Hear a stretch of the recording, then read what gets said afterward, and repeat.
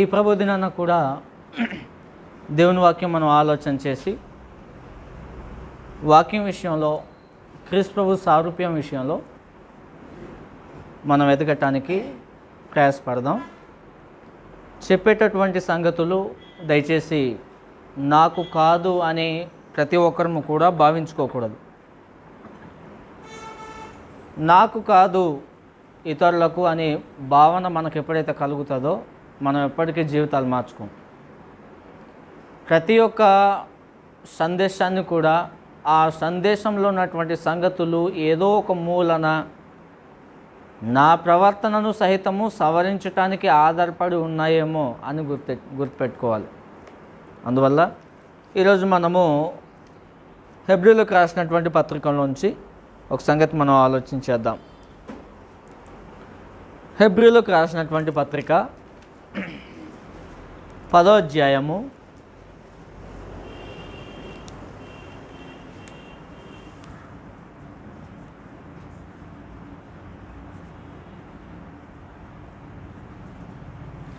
31వ వచనం.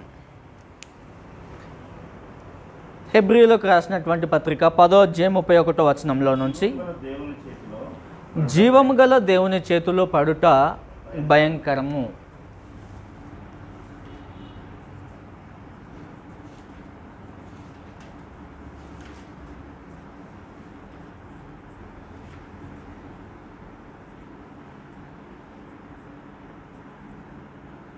జీవం గల దేవుని చేతిలో పడుట భయంకరము.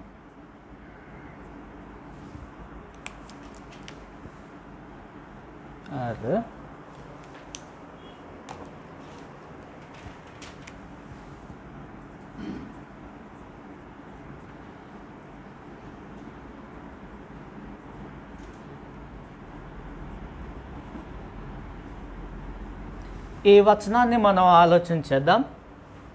జీవం గల దేవుని చేతిలో పడటము భయంకరము.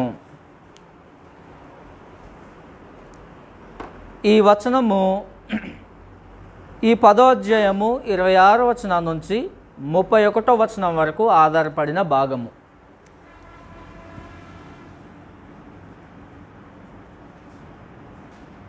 హెబ్రీ 10వ అధ్యాయము 26 నుంచి 31 వచనాల వరకు ఉన్నటువంటి భాగంలో ఈ మాట వ్రాయబడింది. ఒకసారి మనము 26 వచనం నుంచి 31 వరకు చదువుకొని వచ్చేద్దాం మామూలుగా అవగాహన కోసం. 10:26 నుంచి, మనము సత్యమును గూర్చి అనుభవ జ్ఞానము పొందిన తరువాత బుద్ధిపూర్వకముగా పాపము చేసిన ఎడల పాపములకు బలికను ఉండదు గాని న్యాయపు తీర్పునకు భయముతో ఎదురు చూచుటయు విరోధులను దహింపబోవు తీక్షణమైన అగ్నియునికను ఉండును. ఎవడైనను మోసే ధర్మశాస్త్రమును నిరాకరించిన ఎడల 2-3 సాక్షుల మాట మీద కనికరింపకుండా వాణ్ణి చంపించుదురు. ఇట్లుండగా దేవుని కుమారుని పాదములతో త్రొక్కి తాను పరిశుద్ధపరచబడుటకు సాధనమైన నిబంధన రక్తమును అపవిత్రమైనదిగా ఎంచి కృపకు మూలమగు ఆత్మను తిరస్కరించిన వాడు ఎంత ఎక్కువైన దండనకు పాత్రుడిగా ఎంచబడునని మీకు తోచును? ప్రశ్న. 30వ వచనం, పగ తీర్చుట నా పని, నేనే ప్రతిఫలమునిత్తుననియు మరియు ప్రభు తన ప్రజలకు తీర్పు తీర్చును అనియు చెప్పిన వానిని ఎరుగుదుము గదా అని మాట్లాడుతూ జీవము గల దేవుని చేతిలో పడుట భయంకరము అనే మాటతో ఈ పారాగ్రాఫ్ ముగించబడింది. తర్వాత 32వ వచనం నుంచి వేరే భాగాన్ని మాట్లాడుతున్నాడు. 26వ వచనం నుంచి 31వ వచనం వరకు ఒక పారాగ్రాఫ్. ఈ పారాగ్రాఫ్లో తెలియజేయబడినటువంటి సంగతి ఏమిటో మనం ఆలోచన చేస్తాం. మనము ఒక టైటిల్ని ఏర్పాటు చేసుకొని దాని ప్రకారంగా మనం ఆలోచించేద్దాం. మొట్టమొదటి సంగతి ఏమిటి అని అంటే, దేవుడు ఎలాంటి వాడని చెప్పబడింది 31వ వచనంలో. దేవుడు ఎలాంటి వాడు? అది దేవుడు జీవము గలవాడు. దేవుడు ఎలాంటి వాడు?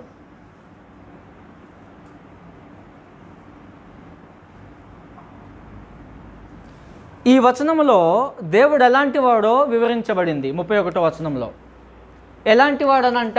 ఏ పాయింట్? జీవము గల దేవుడు.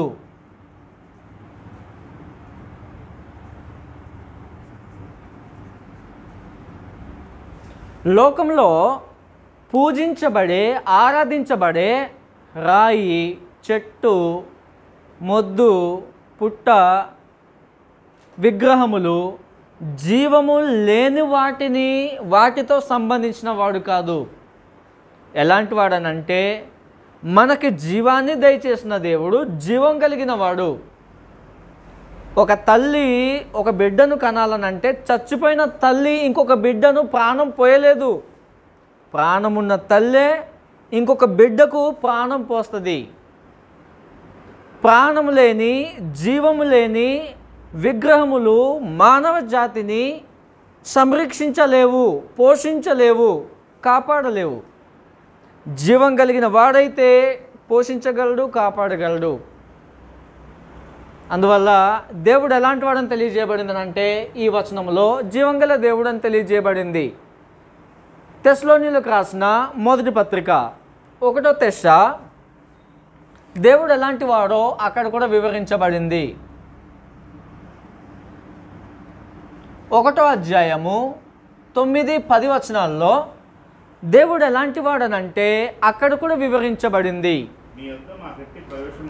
తెస్సలోనికలో అపోస్తలులకు సువార్త ప్రకటన చేయడానికి ఎలాంటి ప్రవేశం కలిగిందో చెప్తున్నాడు. మీ యొద్ద మాకెట్టి ప్రవేశము కలిగేనో అక్కడి జనులు మమ్మును గూర్చి తెలియజెప్పుచున్నారు.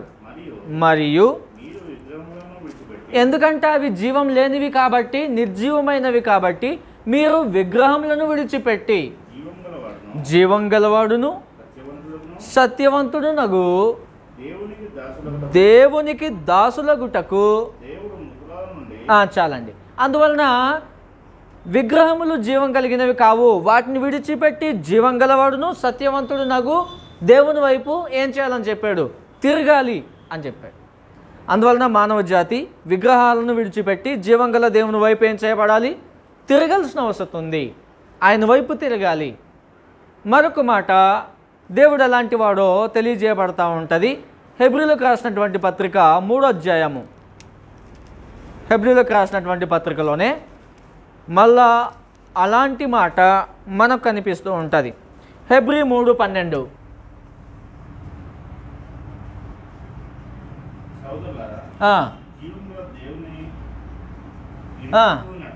జీవం గల దేవుణ్ణి విడిచిపోనట్టి విశ్వాసము లేని దుష్ట హృదయము మీలో ఎవని అందైనను ఒకవేళ ఉండునేమో అని జాగ్రత్తగా చూసుకోండి అని చెప్పాడు. అందువలన మనము హెబ్రీ 10:31లో దేవుడు ఎలాంటి వాడని చూడగలుగుతూ ఉంటామని అంటే మొట్టమొదటి సంగతిగా దేవుడు జీవం గలవాడు అనే సంగతి మనం చూడగలుగుతూ ఉంటాం. దేవుడు మాత్రమే కాదు జీవం కలిగిన వాడు, ప్రభువైన యేసుక్రీస్తు వారు సైతము జీవం కలిగిన వాడే. అపోస్తల కార్యములు 3వ అధ్యాయం 15వ వచనం చూడండి ఒకసారి. బి పాయింట్, ప్రభువు జీవం కలిగిన వాడు.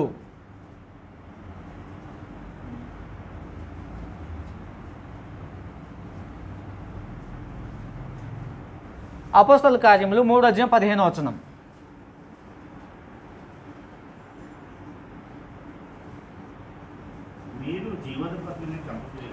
అంటే యూదుల కోసము తెలియజేస్తూ యోహాను పేతురులు యేసుక్రీస్తు వారిని చంపినటువంటి వ్యక్తులతో మాట్లాడుతూ ఏం చెప్తున్నాడనంటే, మీరు జీవాధిపతిని చంపితిరి. అంటే జీవానికి అధిపతిగా ఉన్నటువంటి వ్యక్తిని ఏం చేశారు? మీరు చంపేశారు. అంటే ఇక్కడ ఏం తెలియజేయబడిందనంటే ప్రభువైన యేసుక్రీస్తు వారి కోసము జీవం కలిగిన వాడు ప్రభువైన యేసు అనేటటువంటి విషయం తెలియజేయబడింది. ప్రభువైన యేసు జీవం కలిగిన వాడు. మరొక సంగతి, సి పాయింట్, సంఘము జీవము కలిగినది. సంఘము జీవము కలిగినది.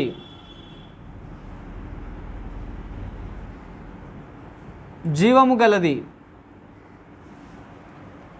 1 తిమోతి 3వ అధ్యాయం 15వ వచనం.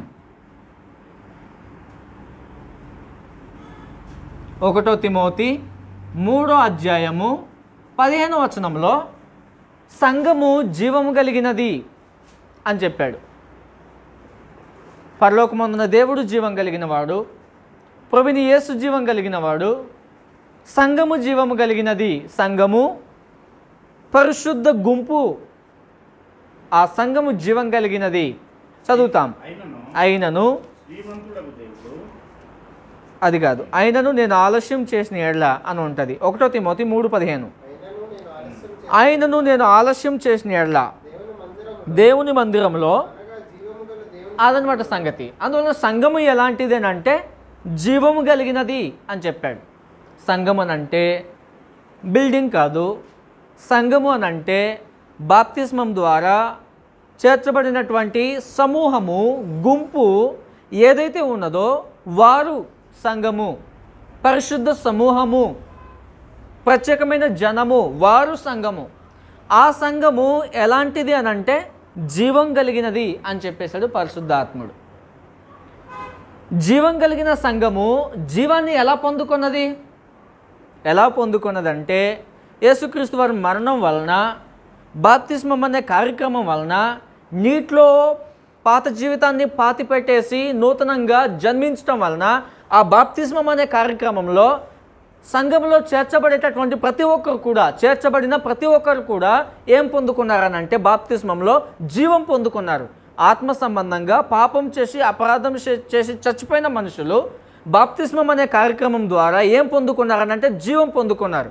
జీవం పొందుకొని సంఘంలో చేర్చబడిన కారణం చేత ఏమని పిలువబడిందనంటే జీవం గల దేవుని సంఘము అని పిలువబడింది. రోమిల్కి రాసినటువంటి పత్రిక 6:3 సంఘము బాప్తిస్మం అనే కార్యక్రమం ద్వారా జీవం పొందుకున్నది, ఆ విషయం తెలియజేయబడింది.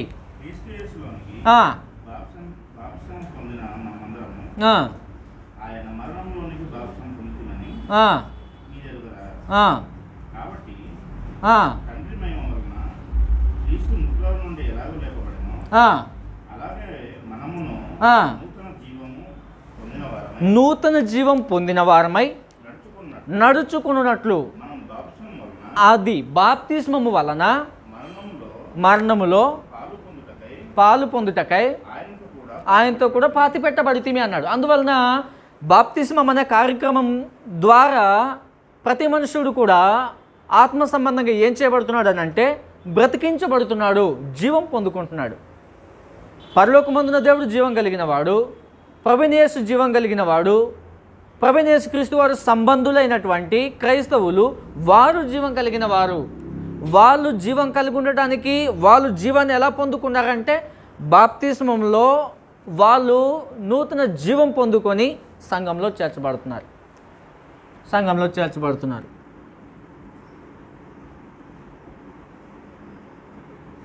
రోమా 6:3-4 ఆ విషయం తెలియజేయబడింది. మరొక సంగతి ఏమిటి అని అంటే డి పాయింట్, కొత్త నిబంధన జీవము కలిగినది అని గ్రంథంలో తెలియజేయబడింది. కొత్త నిబంధన జీవం కలిగినది అని అంటే ఒకసారి చదువుతాం. రోమిల్కి రాసినటువంటి పత్రిక 8:1 కొత్త నిబంధన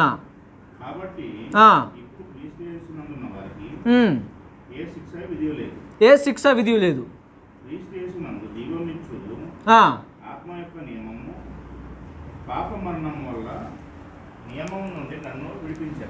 చాలండి.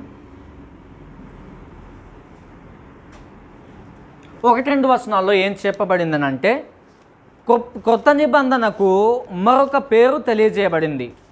ఏమిటి ఆ మరొక పేరు అని అంటే 2వ వచనంలో చెప్పాడు చూడండి, క్రీస్తు యేసునందు జీవమునిచ్చు ఆత్మ యొక్క నియమము అని చెప్పాడు. కొత్త నిబంధనకు మరొక పేరు అని అంటే ఏంటంటే జీవమునిచ్చు సంపూర్ణ నియమము, జీవమునిచ్చు నియమము, ఆత్మ యొక్క నియమము, దాన్ని కొత్త నిబంధన అని అంటారు. అందువల్ల కొత్త నిబంధనకు అపోస్తలుల బోధకు ఏముందని అంటే జీవం ఉంది, జీవం కలిగిన మాటలు, ఆత్మలను రక్షించడానికి శక్తి కలిగిన సందేశము, జీవం కలిగిన సందేశం. అందువల్ల హెబ్రీ పత్రిక 10:31 నుంచి జీవము అనేటటువంటి పదంలో నుండి పరలోకమందున దేవుడు జీవం కలిగిన వాడు, ప్రభువైన యేసు జీవం కలిగిన వాడు, ఆయన ప్రజలైనటువంటి సంఘంలో చేర్చబడిన జనులు బాప్తిస్మం ద్వారా క్రీస్తు ప్రభు రక్తంలో కడుగబడి జీవం పొందుకున్నటువంటి వారు సంఘము. కొత్త నిబంధన జీవం కలిగినది సంగతులు తెలియజేయబడ్డాయి. రెండో సంగతి మనం ఆలోచన చేసినట్లయితే హెబ్రీ 10:31 మరొకసారి రెండో పాయింట్లోనికి మనం వెళ్ళబోతున్నాం. హెబ్రీ 10:31 వచనంలో ఇంకేం తెలియజేశాడనంటే, జీవము గల దేవుని చేతిలో పడుట భయంకరము అని చెప్పాడు. రెండో పాయింట్, దేవుని చేతిలో పడుట భయంకరము.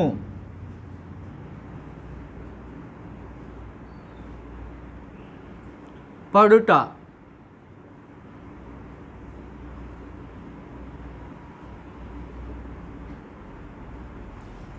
దేవుని చేతిలో మనకుంటే ఆశీర్వాదాలు ఉండాలి, కానీ భయంకరం అంటున్నాడు ఏంటి? దేవుని చేతిలో మనం ఉండకపోతే మనకు నరకము పొందుకునే పరిస్థితి ఉంటుంది. కానీ ఇక్కడ దేవుని చేతిలో పడటం వలన భయంకరమైన పరిస్థితి అంటున్నాడు ఏంటి అంటే, సందర్భము వేరుగా తెలియజేయబడింది. వేరుగా తెలియపరచబడి దేవుని చేతిలో చిక్కటము. ఉదాహరణకి ఎవరైనా తప్పు చేశారనుకో, ఆ సందర్భం కోసం మాట్లాడుతున్నాడు అనమాట. తప్పు చేస్తూ బుద్ధిపూర్వకంగా మనసులో సందేశము ఉంచుకొని కూడా, ఆలోచన కలిగి ఉండి కూడా తప్పు చేస్తున్నాడు అనుకో, అలాంటి వాడు దేవుని చేతిలో చిక్కుతాడు. దేనికోసం చిక్కుతాడనంటే, మేలు పొందటానికి చిక్కడం కాదు, పాడైపోవడానికి, నాశనం చేయబడటానికి చిక్కటము. ఉదాహరణకి పోలీసులు ఆధీనంలో మనం ఎప్పుడూ ఉంటాం, మనం ప్రొటెక్షన్ చేయబడుతూ ఉంటాం. వారు మిలిటరీ వాళ్ళు అయితేనేమి, మన ఏరియా పోలీసులు అయితేనేమి, క్షేమం కోసము వారు మనల్ని కాపాడుతున్నారు అనే విషయము హెబ్రీ పత్రిక 12వ అధ్యాయంలో కానీ రోమపత్రికలో కానీ తెలియపరచబడింది. వాళ్ళు మనల్ని ప్రొటెక్షన్ చేస్తున్నారు, కాపుదలు దయచేస్తున్నారు. దొంగల నుంచి అయితేనేమి, లేకపోతే రకరకాలైనటువంటి మనుషుల ద్వారా అయితేనేమి ప్రొటెక్షన్ దయచేయబడుతూ ఉన్నది. పోలీసుల ఆధీనంలోనే ఉన్నాం. పోలీసుల ఆధీనంలోనే ఉండడం ఒక వంత అయితే, పోలీసు చేతిలో చిక్కటము రెండూ సమానంగా ఒకే పదానికి చెందినవే, కానీ వివిధాల మార్గాలు ఉన్నాయి దానికి. నేను చెప్పేది మీకు అర్థమవుతుంది. పోలీసుల ఆధీనంలోనే మనం సంరక్షించబడుతున్నాము, కానీ తప్పు చేసిన సందర్భంలో పోలీసుల ఆధీనంలోనే ఉన్నా కానీ వాళ్ళ చేతిలో చిక్కటం అనేది మరొక సంగతి. తప్పు చేసాము, పోలీసులు ఖచ్చితంగా తీసుకెళ్ళిపోయి రకరకాలుగా ట్రీట్మెంటు ఇచ్చే అవకాశాలు ఉంటాయి. అయితే పోలీసుల చేతికి చిక్కకపోవచ్చు, చిక్కకుండా తప్పు చేసే వాళ్ళు ఉన్నారు చాలామంది. మనుషుల చేతులకి, అధికారుల చేతులకి చిక్కకపోవచ్చు, టెక్నాలజీ చేతికి చిక్కకపోవచ్చు. కానీ ఈ భూమి మీద ఎంత టెక్నాలజీ ఉపయోగించినా, ఎంత పరిస్థితులు ఏం వాడినా కానీ కొంతమందిని పట్టుకునేటటువంటి పరిస్థితి సంభవించటము కష్టమవుతూ ఉంటుంది. కొంతమందిని పట్టుకోలేరు ఎంత టెక్నాలజీ ఉపయోగించినా కానీ. ఇక్కడ గమనించాల్సిన సంగతి ఏంటంటే, దేవుని చేతిలో నుంచి తప్పించబడటం మాత్రము సాధ్యమయ్యే పరిస్థితి కాదు అనే సంగతి గుర్తుపెట్టుకోవాలి. నేను ప్రభుత్వమైనా పట్టుకోలేకపోవచ్చు, చట్టమైనా పట్టుకోలేకపోవచ్చు, పోలీసులైనా పట్టుకోలేకపోవచ్చు, స్పెషల్ బెటాలియన్ అయినా పట్టుకోలేకపోవచ్చు. మహోన్నతుడైనటువంటి దేవుని చేతిలో నుంచి తప్పించబడటం మాత్రము జరిగే కార్యక్రమమే కాదు. తప్పు చేసినవాడు మామూలుగా డబ్బులు ఇచ్చి తప్పించేసుకోవచ్చు, భూమి మీద అధికారుల నుంచి, పోలీసుల నుంచి, రకరకాలైనటువంటి మనుషుల నుంచి తప్పించుకోవచ్చు. తప్పు చేసిన వాడు మహోన్నతుడైనటువంటి దేవుని చేతుల్లో నుంచి పడకుండా తప్పించబడటం మాత్రము సాధ్యమయ్యే పరిస్థితి కాదు. ఆ సందర్భం వివరించాడు. జీవంగల దేవుని చేతిలో పడటము భయంకరము, తప్పించబడేదానికి అవకాశమే లేదు. ఎవ్వరూ తప్పించబడే అవకాశం లేదు. అందువల్ల ఈ రెండో పాయింట్లో మనం ఆలోచన చేసే సంగతి ఏమిటంటే దేవుని చేతిలో పడటము భయంకరము అన్నప్పుడు దేవుని చేతిలో మనం ఎలా పడతాం ప్రశ్న వేసుకొని మనం ఆలోచన చేద్దాం. దేవుని చేతిలో మనం ఎలాగూ పడదుము? దేవుని చేతిలో మనము ఎలాగూ పడుదుము?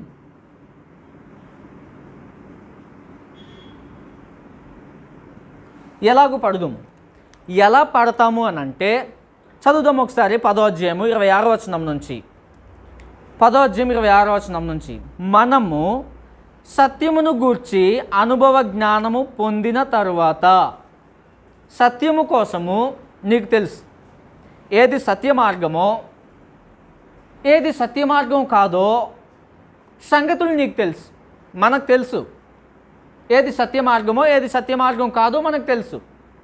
దానిని గూర్చిన ఆ సత్య మార్గంలో కొంతమందికి అనుభవ జ్ఞానం ఉండొచ్చు, కొంతమందికి కొద్దిగా అనుభవం ఉండొచ్చు, కొంతమందికి అసలు లేకపోవచ్చు. పిల్లల స్థాయిలో బాప్తిస్మం పొందినటువంటి ప్రతి ఒక్కరు కూడా పిల్లల స్థాయిలో ఉంటారు కనుక పిల్లల స్థాయిలో అనుభవ జ్ఞానం లేనటువంటి వారుగా ఉండుండొచ్చు. ఉన్నా కానీ సంగతులు తెలుసు.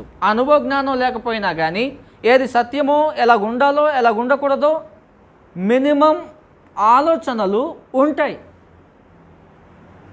ఆ సంగతి మాట్లాడుతూ సత్యమును గూర్చి అనుభవ జ్ఞానం పొందిన తర్వాత సంగతులు నీకు తెలుసు. నెంబర్ 1 రాసుకుందాం మనం.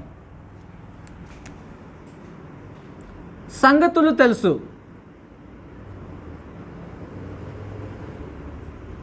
తెలుసు. 2 సంగతులు తెలీదు అనుకోవడానికి అవకాశం లేదు. సంగతులు వినిపింపజేయబడుతున్నాయి. అది కూడిక ద్వారా కానీ మీటింగ్ ద్వారా కానీ యూట్యూబ్ ద్వారా కానీ సంగతులు ఏం చేయబడుతున్నాయి? వినిపింపజేయబడుతున్నాయి. సంగతులు వినిపింపజేయబడుతున్నాయి.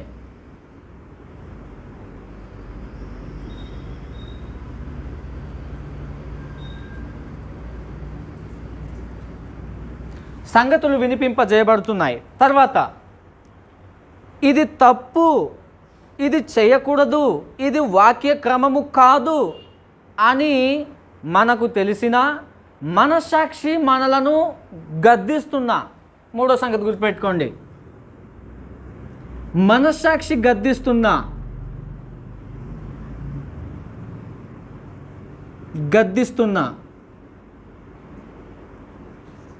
మనస్సాక్షి గద్దిస్తున్నా.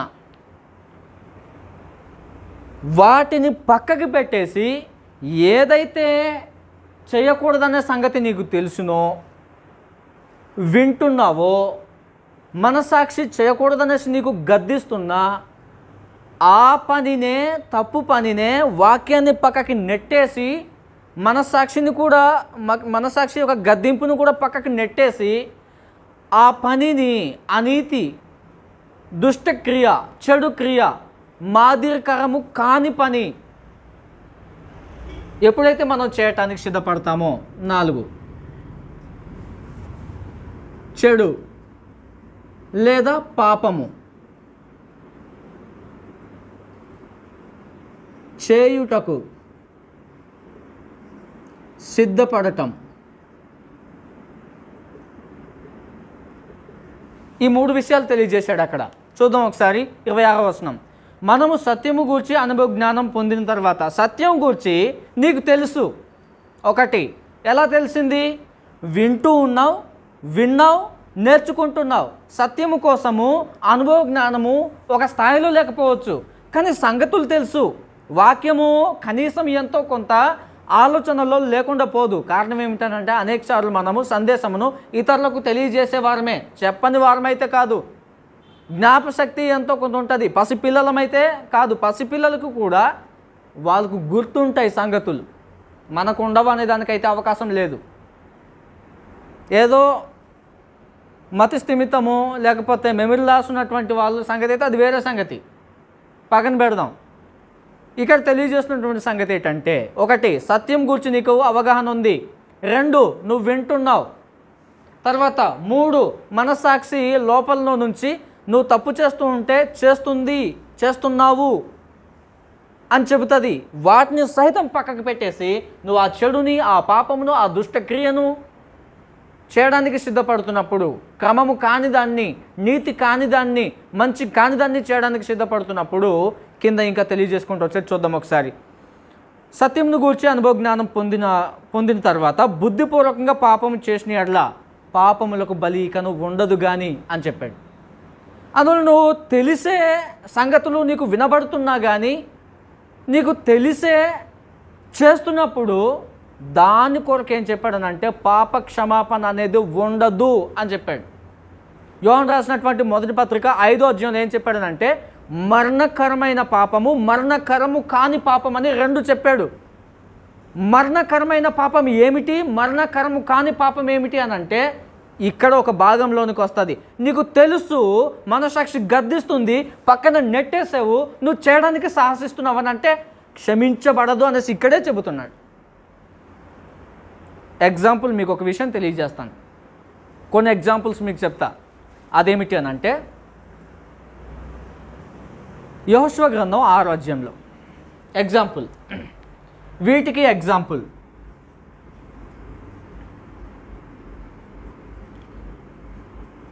యెహోషువ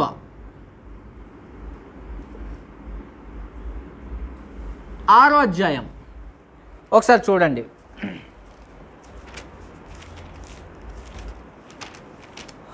18వ వచనం అనుకుంటాను, ఒకసారి చూద్దాం.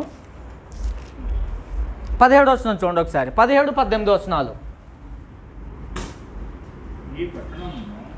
అంటే ఇక్కడ ఏ పట్టణం కోసం మాట్లాడుతున్నాడు అని అంటే యెరికో పట్టణం కోసం మాట్లాడుతున్నాడు.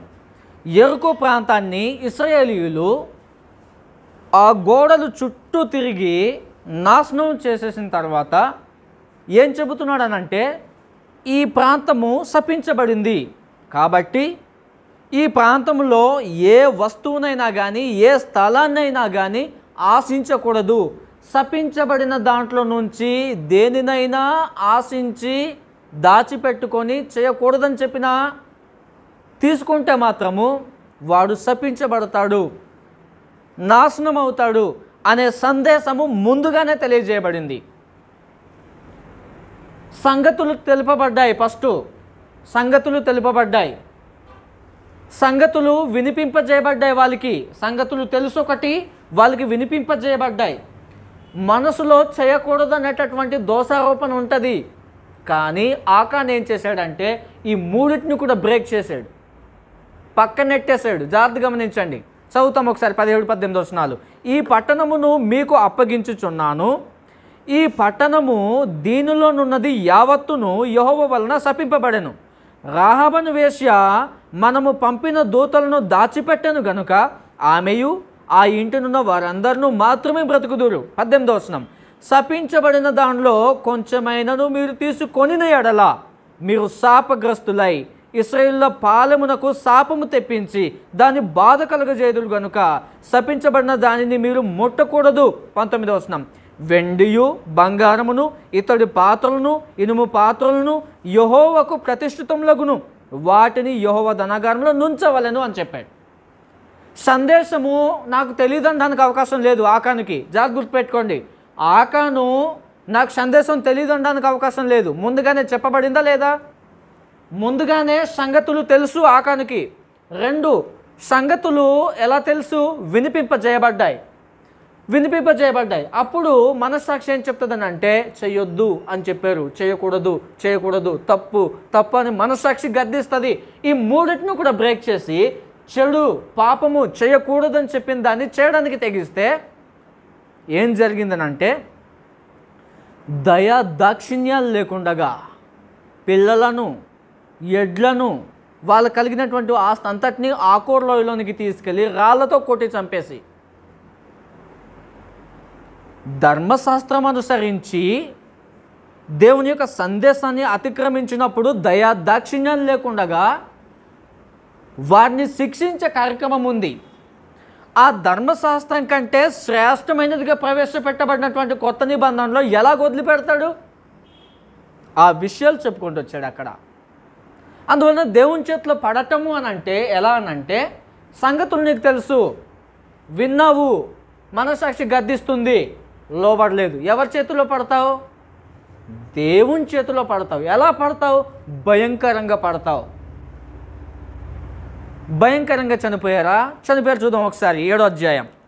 7వ అధ్యాయంలో 16వ వచనం నుంచి మనకు వాళ్ళు ఫ్యామిలీ ఎలాగైతే పట్టబడ్డారో ఆ విషయము తెలియజేసుకుంటూ వచ్చుచు 24వ వచనంలో విషయం తెలియజేస్తున్నాడు. 7:24 తరువాత యెహోషువయు, ఒకసారి 20వ వచనం చదివేద్దాం. ఆకాను యెహోషువతో, ఇశ్రాయేలు దేవుడైన యెహోవాకు విరోధముగా నేను పాపం చేసినది నిజము. ఎప్పుడు చెప్తున్నాడు ఈ విషయము? పట్టబడిన తర్వాత చెబుతున్నాడు. అంతవరకు రాలా. గొర్రె చర్మము ధరించుకున్న తోడేల్లాగా ప్రజల మధ్య ఉండి అలాగూ దాక్కుని రెడ్ హ్యాండెడ్గా దేవుడు ఆ కాలంలో పరిశుద్ధాత్మ సహాయం చేత ప్రతి విషయాన్ని సైతము బయటికి స్పష్టంగా తేల్చి చెప్పేవాడు. కాబట్టి ఆ కాలంలో రెడ్ హ్యాండెడ్గా బయటికి తీయడం అనేది జరిగింది. ఈ కాలంలో నాటిలాంటి నడిపింపు ఉంటే చాలా భయంకరంగా ఉంటుంది. అందువల్ల ఏం జరిగిందనంటే రెడ్ హ్యాండెడ్గా పట్టుకున్నారు వాళ్ళని. అడిగాడు యెహోషువ, ఎవరైనా చేశారా అంటే ఇస్కరియోతు యూదా లాంటి వాళ్ళే ప్రతి ఒక్కరును నేనా లోపల సంగతులు ఎరిగి ఉండి కూడా నేనా అని మాట్లాడుతూ ఉంటాం. దేనికోసం? పైన మేకప్ కోసమా? మంచిగా కనబడే దానికోసమా? అలా గుండటం మంచిది కాదు. చూద్దాం ఒకసారి 20వ వచనంలో. ఆకాను యెహోషువతో, ఇశ్రాయేలు దేవుడైన యెహోవాకు విరోధంగా నేను పాపం చేసినది నిజము. దోపుడు సొమ్ములో ఒక మంచి సినారు వస్త్రమును, 200 తులముల వెండిని, 50 తులముల ఎత్తుగల ఒక బంగారు కమిని నేను చూచి వాటిని ఆశించి తీసుకొంటిని. ఇదిగో నా డేరా మధ్య అవి భూమిలో దాచబడి ఉన్నవి. ఆ వెండి దాని క్రింద ఉన్నదని ఉత్తరమిచ్చి తాను చేసిన దంతయు ఒప్పుకొనేను. రెడ్ హ్యాండెడ్గా పట్టుకున్న తర్వాత ఒప్పుకుంటే ఏమి? మీకు ఇంకో ఎగ్జాంపుల్ చెప్పనా? చనిపోయిన తర్వాత పరలోకంలోనికి వెళ్ళిపోయి అయా ధనవంతుడు బ్రతిమలాడుతూ ఉన్నాడు. నీ అవకాశాలు దాటిపోయిన తర్వాత నువ్వు ఒప్పుకునే ప్రయోజనం ఏం లేదు. నీ అవకాశాలు నీ చేతిలో ఉండగానే నువ్వు సమాధాన పడటమో, క్షమించమని కోరడమో, బ్రతుకులు మార్చుకోవడం ఏదో చేయాలి. నీ సమయం దాటిపోయిన తర్వాత ఉరి తీసే సమయంలోనికి వెళ్ళిపోయి నేను చేసింది నిజమే అని ఏడిస్తే, ఇక్కడ అలాగుంది సిచ్యువేషన్. అందువల్ల దేవుని చేతిలో భయంకరంగా పడినటువంటి సంఘటన, ఉదాహరణ ఎగ్జాంపుల్ ఆకాను ఏం చేయబడిందో ఒకసారి చూద్దాం. 24వ వచనం నుంచి 24. తరువాత యెహోషువయు ఇశ్రాయేలు అందరూ జెరహు కుమారుడైన ఆకాను, ఆ వెండిని, ఆ పై వస్త్రమును, ఆ బంగారు కమిని, ఆకాను కుమారులను, గుర్తుపెట్టుకోండి, ఆకాను కుమారులను, కుమార్తెలను, ఎద్దులను, గాడిదలను, మందను, డేరాను, వానికి కలిగిన సమస్తమును పట్టుకొని ఆకోర్ లోయలోనికి తీసుకొని వచ్చిరి. అప్పుడు యెహోషువ, నీవేళ మమ్మును బాధపరిచితివి, నేడు యెహోవా నిన్ను బాధపరచుననగా ఇశ్రాయేలు అందరూ వారిని రాళ్లతో చావగొట్టిరి. వారిని రాళ్లతో కొట్టిన తర్వాత అగ్ని చేత కాల్చి వారి మీద రాళ్లను పెద్ద కుప్పగా వేసిరి. అది నేటి వరకు ఉన్నదని చెప్పాడు. ఇక్కడ గమనించాల్సిన సంగతి ఏమిటనంటే దేవుని చేతిలో పడటం ఎంత భయంకరమో కొన్ని సంగతులు నేను వివరిస్తా. పిల్లలు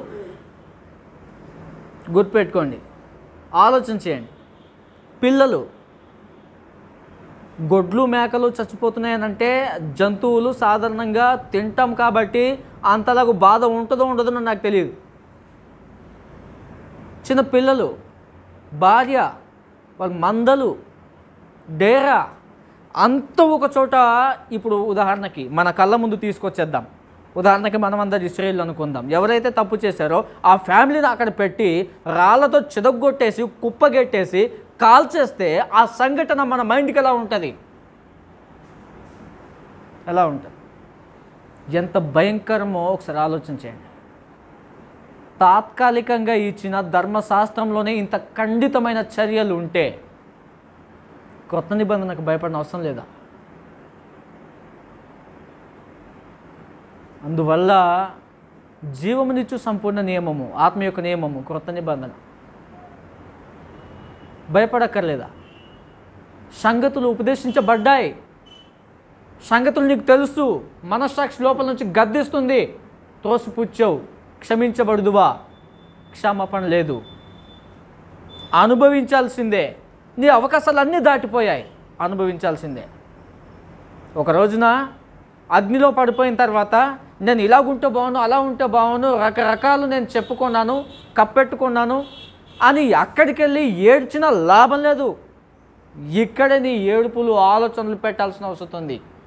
ఆవేశపూరితంగా ఎంత వస్తే అంత, ఎలా పడితే అలాగూ బ్రతికేస్తే ఆత్మసంబంధమైన క్రైస్తవులు పరలోకం పొందుకునేదానికి అవకాశం ఉంటుందని ఆలోచన చేయటం కరెక్ట్ కాదు. Example number 1 Achan. Example number 2 ఇంక ఎన్నైనా ఆలోచన చేయవచ్చు. ఎగ్జాంపుల్ నెంబర్ 2 ఏంటంటే జలప్రలయం. జలప్రలయం ఎలా జరిగింది? 100 సంవత్సరాలు నోవాహు ఏం చేశాడనంటే సువార్త ప్రకటన చేశాడు. నాడున్నటువంటి కాలంలో ప్రకటన చేశాడు. ప్రకటన చేయబడిన తర్వాత చుట్టూ ఉన్నటువంటి జనాభా సంగతులు విన్నారా లేదా? విన్నారు. విన్న తర్వాత ఆ విన్నటువంటి సంగతులు విశ్వాసము కలిగి అనుసరించాలి. 100 సంవత్సరాలు ప్రకటన చేసుకుంటూ వచ్చాడు. చేసుకుంటూ వచ్చిన తర్వాత సరే, వినని వాళ్ళని చెప్పడం ఇంకెందుకు, తలుపులు వేసాడు. తాళం దేవుని ఆధీనంలోనికి వెళ్ళిపోయింది. ఆ తరువాత జలప్రలయం వచ్చి కొట్టుకుపోయేదాకా మనుషులు తినచ్చు, త్రాగుచు, పెళ్లి చేసుకొనొచ్చు ఉండేరంట. మత్తయి సువార్తలో చెప్పాడు. మనకు ఎప్పుడు బుద్ధి వస్తుందని అంటే నిజంగా మనకు కీడు దగ్గర సంభవిస్తేనే బుద్ధి వస్తుంది.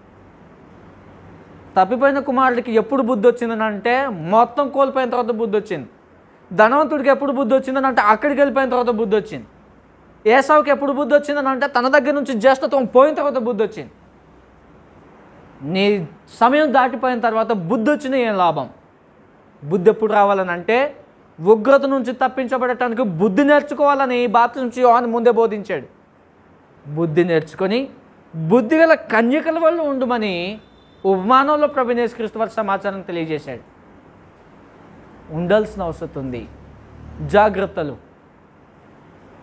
అందువల్ల దేవుని చేతిలో పడటం భయంకరం. జలప్రలయం చూస్తాము, సొదొమ గొమొర్రా ప్రాంతాన్ని చూస్తాము, ఆకాన్ని చూస్తాము. ఇలాగూ గ్రంథంలో అనేకమైన సంఘటనలు. కొత్త నిబంధనలో కూడా అననీయ సఫీరా అపోస్తలుల కార్యములు 5వ అధ్యాయంలో వాళ్ళు దేవునికి ఇవ్వాల్సిన దానిని దేవునికి యథార్థంగా ఇవ్వకుండా, మంచి మనస్సాక్షి ఇవ్వకుండా, మరి మనకు కొంత దాచి మేము ఇంతకే అమ్మేమని ఇద్దరు కూడా ఏకాభిప్రాయంతో అబద్ధంగా చెప్పడం మొదలెట్టారు. ఏం చేశాడనంటే కొత్త నిబంధన కాలంలో కూడా వాళ్ళిద్దరిని అక్కడ చంపి మొదటి శతాబ్దపు సంఘానికి భయం కలగజేశాడు. ఒకసారి చూద్దాం భయం వచ్చిందా లేదా. అపోస్తలుల కార్యములు 5వ అధ్యాయంలో వాళ్ళు దేవుని చేతిలో పడ్డారు. అందువలన సంగతులు నేడు నీకు వినిపింపజేయబడుతున్నా సరే, ఇశ్రాయేలీయులు 40 సంవత్సరాలు అరణ్యంలో రాలిపోయారంటే దేవుని చేతిలో పడ్డారు. వాళ్ళు దేవుని చేతిలో పడ్డారు. అపోస్తలుల కార్యములు 5వ అధ్యాయంలో వాళ్ళ సంఘటన జరిగిన తర్వాత సంఘానికి ఏమొచ్చిందని అంటే భయం వచ్చింది అనే సంగతి మనకు కనిపిస్తూ ఉంటుంది. 10వ వచనం. వెంటనే అపోస్తలుల కార్యములు 5వ అధ్యాయం 10వ వచనం. ఆమె ఫస్ట్ భర్త చనిపోయాడు, తర్వాత భార్య కూడా చనిపోయింది. కారణం ఏంటి? ఏకాభిప్రాయంతో వాళ్ళు అమ్మారు. 1వ వచనం చెప్తుంది ఆ మాట. చూడండి ఒకసారి 5:1. అననీయ అనే ఒక మనుషుడు తన భార్య అయిన సఫీరాతో ఏకమై, అది సంగతి. కానీ కింద వచనాలు చదివితే విడివిడిగా ఏకాభిప్రాయం లేనట్టుగా కనిపిస్తూ ఉంటుంది. ఏకమై పొలం అమ్మాను. ఇంతకే అమ్మారా? ఇంతకే అమ్మాం. ఎందుకయ్యా దేవుణ్ణి మోసం చేయడానికి సిద్ధపడతారు? దేవుడు మోసపోతాడండి? దేవుడు మోసపోడు. ఏం చేయాలో అది చేస్తాడు. సంగతులు తేల్చేశాడు. నువ్వు ఎంత రహస్యంగా చేయాలని మెయింటెనెన్స్ చేసినా, నాతాను దావీదు బెత్షెబాతో చేసినటువంటి పాపాన్ని ఎలా బట్టబయలు చేశాడో, ఇక్కడ ఎవరికి తెలియకుండా చేసినటువంటి పాపాన్ని బయటికి తీసి ఎలాగైతే చంపేశాడో మన జీవితము సహితము సందేశం వినబడుతున్నా మనకు సంగతులు హృదయంలో ఉన్నా మనసాక్షి గద్దిస్తున్నా సాహసించి చేయడానికి తెగిస్తే దేవుని చేతిలో పడతాం. దేవుని చేతిలో పడితే ఆయన ట్రీట్మెంట్ను భయంకరంగా చేస్తాడు. కోరాహు, దాతాను, అభిరాము, ఓను అనేటటువంటి వారు సంఖ్యాకాండం 16వ అధ్యాయంలో ఏమయ్యారు? యాజకత్వం ఎవరు చేయాలి? అహరోను సంతానం చేయాలి. ఆ సంగతులు కోరాహీలకు తెలుసు. ఆల్రెడీ వీళ్ళు ప్రత్యక్ష గుడారాన్ని భుజం మీద మోస్తూ గొప్ప పనే చేస్తున్నారు. ఇంకా అధికారం కోసము ప్రయాసపడుతూ ఉంటారు. నాయనా అది మీ పని కాదు అని మోసే పరిశుద్ధాత్మ వలన సంగతులు తెలియజేసినా వినకుండగా తిరుగుబాటు చేయడానికి సిద్ధపడతారు. సంగతులు వింటున్నారు, సంగతులు తెలుసు, తప్పు చేయడానికి సిద్ధపడ్డారు. ఏం చేసిందనంటే భూమి నెరవిడిసి వారిని మృంగేసింది, 250 మందిని. ఇంకా అనేకమైన ఎగ్జాంపుల్స్ మనం ఆలోచన చేయొచ్చు. దేవుని చేతిలో పడటం అనేది ఎంత భయంకరమైనటువంటి ఉగ్రతను తెచ్చుకోవటమో. పడుదుమా, అనుభవపూర్వకంగా ఒకసారి పడి చూద్దుమా. అనేకసార్లు మనం మార్చుకోవడానికి చావు దగ్గర దాకా తీసుకెళ్ళి వదులుతాడు. నీకు ఆలోచనలు అర్థమవుతున్నాయా? ఎందుకు ఇది సంభవించింది నీకు? అనేక సార్లు దగ్గర దాకా తీసుకెళ్ళి, చావు దగ్గర దాకా తీసుకెళ్ళి. రాత్రికాల సమయంలోనే ఊరికి వెళ్ళాం.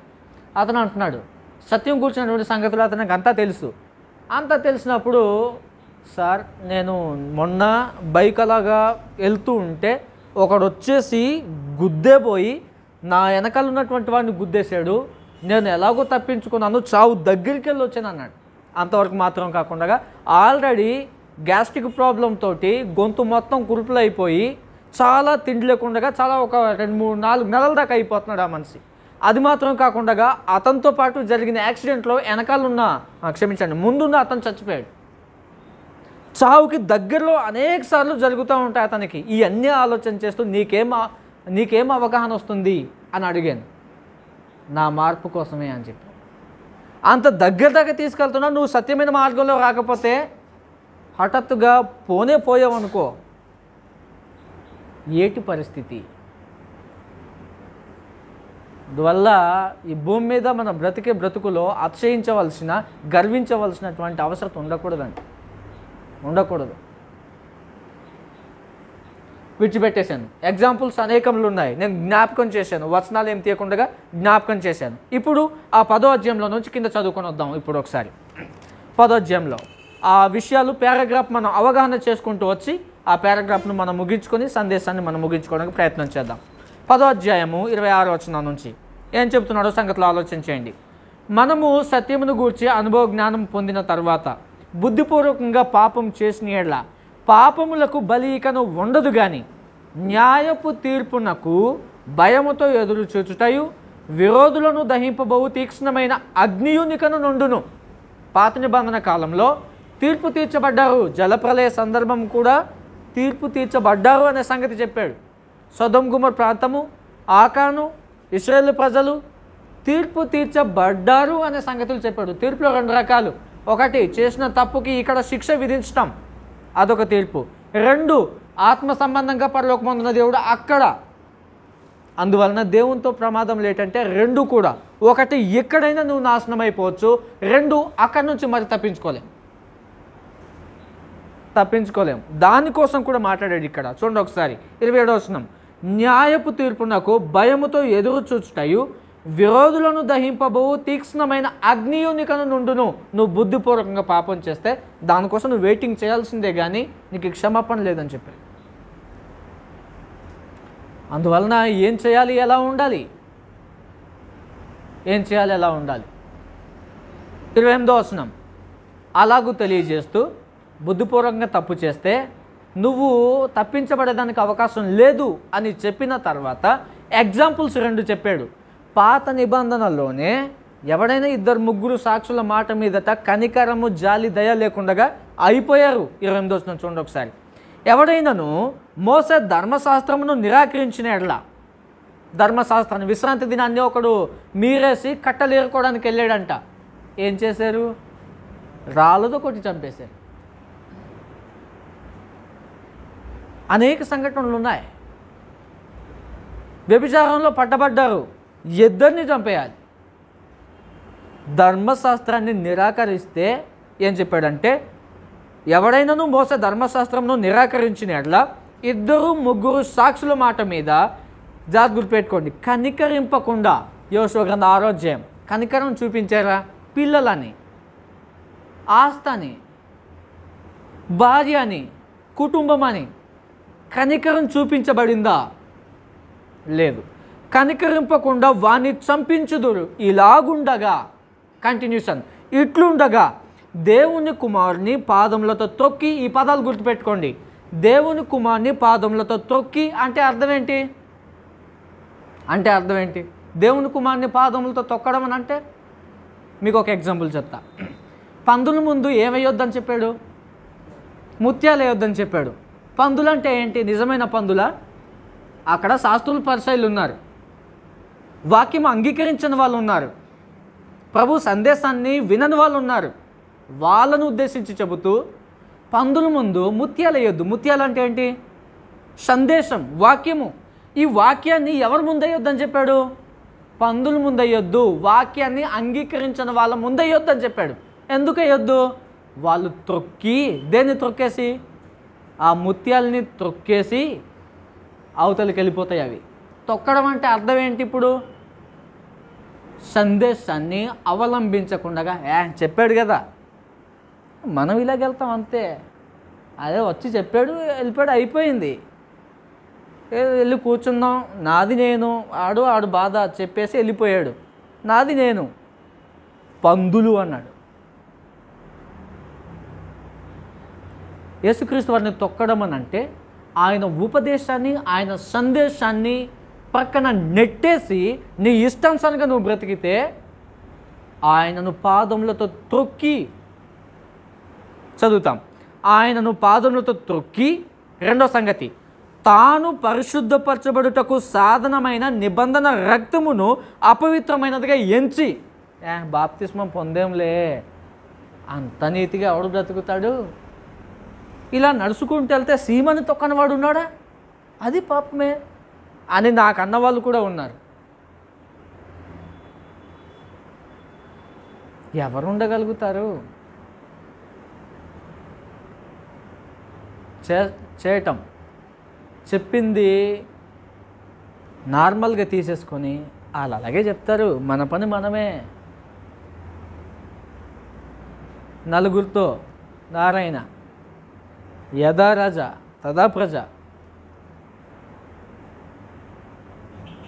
దేవుని కుమారుని పాదములతో త్రొక్కి తాను పరిశుద్ధపరచబడుటకు సాధనమైన నిబంధన రక్తమును అపవిత్రమైనదిగా ఎంచి కృపకు మూలమగు ఆత్మను తిరస్కరించిన వాడు. అంటే ఈ 3 పదాలు కూడా ఏం చెబుతున్నాయనంటే, సందేశము నీకు వినిపింపజేయబడుతున్నా, నీకు మనసులో ఉన్న మనస్సాక్షి నిన్ను గద్దిస్తున్నా, నీ ఇష్టం వచ్చినట్లుగా మార్చుకోకుండా ఎప్పటికీ ఉండటము అనే విషయాన్ని వెల్లడి చేస్తున్నాయి ఇవి. అలాగా ఉండటము ఏం చెప్పాడనంటే, అపవిత్రమైనదిగా ఎంచి కృపకు మూలముగా ఆత్మను తిరస్కరించిన వాడు ఎంత ఎక్కువైన దండనకు పాత్రుడుగా ఎంచబడునని మీకు తోచును. ప్రశ్న వేశాడు, ఎంత పనిష్మెంట్ ఇవ్వాలి ఇతనికి? మీ ఆలోచన చెప్పండి. ఇలాంటి వానికి ఎలాంటి పనిష్మెంట్ ఇవ్వాలి చెప్పండి అన్నాడు. మీరే చెప్పండి, ఏం చేయమంటారు ఇలాంటి వాడిని? ఏం చేయమంటావు అనేసి దావీదుని ఒకరోజు నాతాను అడిగాడు. ఏమడిగాడంటే, ఒక ఉపమానము తనకు అర్థం కాని విధానంలో చెప్పాడు అన్నమాట. నాయన, బత్షెబతో దావీదు పాపం చేసిన తర్వాత, ఊరియా భార్య అయిన బత్షెబతో పాపం చేసిన తర్వాత 12వ అధ్యాయంలో నాతాను వచ్చేసి ఏం చెప్తాడంటే, నాయన, ఒక అతనికి అల్లారు ముద్దుగా పెంచుకున్న ఒక గొర్రెపిల్ల ఉండింది. ఆ గొర్రెపిల్లను ధనవంతుడైనటువంటి వాడు తీసుకెళ్ళిపోయి కోసి భోజనం పెట్టేశాడు. తన దగ్గర బోల్డు గొర్రెలు ఉన్నాయి, అయినా తనలో ఉన్న గొర్రెలను విడిచిపెట్టేసి పేదవాడైనటువంటి వ్యక్తిలో ఉన్న గొర్రెపిల్లను తీసుకొని భోజనం పెట్టేశాడు. ఇలాంటి వానికి ఏం చేయాలి అని నాతాను దావీదుని అడిగాడు. అడిగినప్పుడు ఏం చెప్పాడనంటే, దావీదుకు కింద నుంచి మీద మండిపోయిందనమాట. ఇలాంటి వాడికి ఏం చేయాలనంటే, వాడిచ్చిన ఒక గొర్రెకు ప్రతిగా 3 ఇంతలు ఇచ్చేయాలని చెప్పాడు. 3 ఇంతలో 4 ఇంతలో చెప్పాడు, ఇచ్చేయాలని చెప్పాడు. విన్నవాడికే మండిపోయింది. తర్వాత ఏం చెప్పాడనంటే, ఆ మనుషుడు ఎవడనంటే అది నువ్వే అన్నాడు అనమాట. కొన్ని సంగతులు మనం విన్న తర్వాత మనకు మండిపోయి, ఇలాంటి వాడు ఉండటము కరెక్ట్ కాదు, వాడికి ఎంత కఠినమైన చర్య తీసుకోవాలో అంత తీసుకోవాల్సిందే అని మనమే చెబుతాం. అలాంటిది మన క్వశ్చన్ వేశాడు ఇక్కడ. ఇలాంటి పనులు చేసేటటువంటి వాడికి ఎంత ఎక్కువ దండని ఇవ్వాలి మీరే చెప్పండి అన్నాడు. దేవుడు న్యాయస్తుడా కాదా? మనల్ని అడుగుతున్నాడు, ఇలాంటి వాడికి ఏం చేయాలి, ఎంత ఎక్కువ ట్రీట్మెంట్ ఇవ్వాలని అడిగాడు. అందువల్ల 30వ వచనం, పగ తీర్చుట నా పని, నేనే ప్రతిఫలం ఇత్తుననియు, మరియు ప్రభు తన ప్రజలకు తీర్పు తీర్చును అనియు చెప్పిన వానిని ఎరుగుదుము కదా. జీవం గల దేవుని చేతిలో పడటము చాలా భయంకరము. మీరు స్టేట్మెంట్ ఇచ్చినా ఇవ్వకపోయినా ఎలాంటి ట్రీట్మెంట్ ఇవ్వాలో నా వశంలో ఉంది, నేనే జీతం ఇస్తా. ప్రతివాడు చేసిన ప్రతి పనికి జీతం ఇవ్వటానికి నా దగ్గర రెడీగా ఉంది.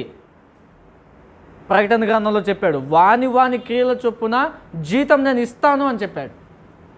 ఎలాంటి జీతం పొందుకునేటటువంటి వారముగా ఉండాలో ఆలోచించాం.